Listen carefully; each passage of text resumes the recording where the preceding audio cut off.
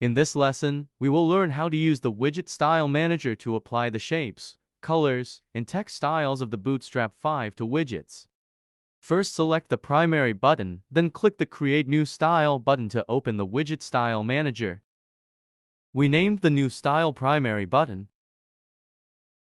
Then the styles of other buttons are also saved to the Widget Style Manager.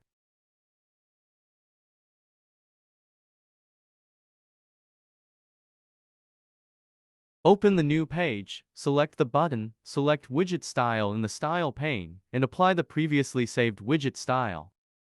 Select the primary button, and the new button will apply the saved primary button style. Then apply the saved styles to other buttons in the same way.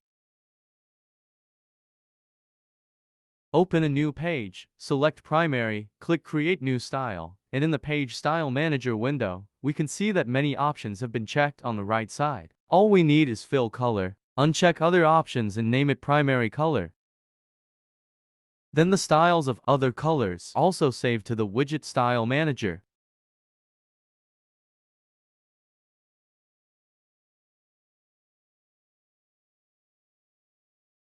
Go to a new page, select a block, and then click on the Widget Style drop list to apply the previously saved primary color style.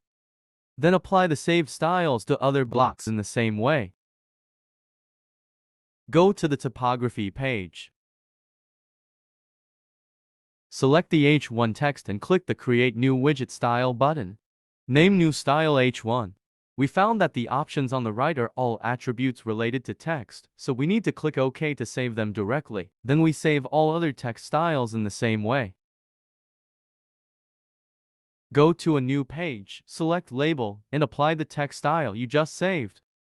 All other labels are also set in this way. Is it very convenient to use the Bootstrap 5 styles on widgets? If you want to purchase Bootstrap 5 or other widget libraries, please go to axureboutique.com.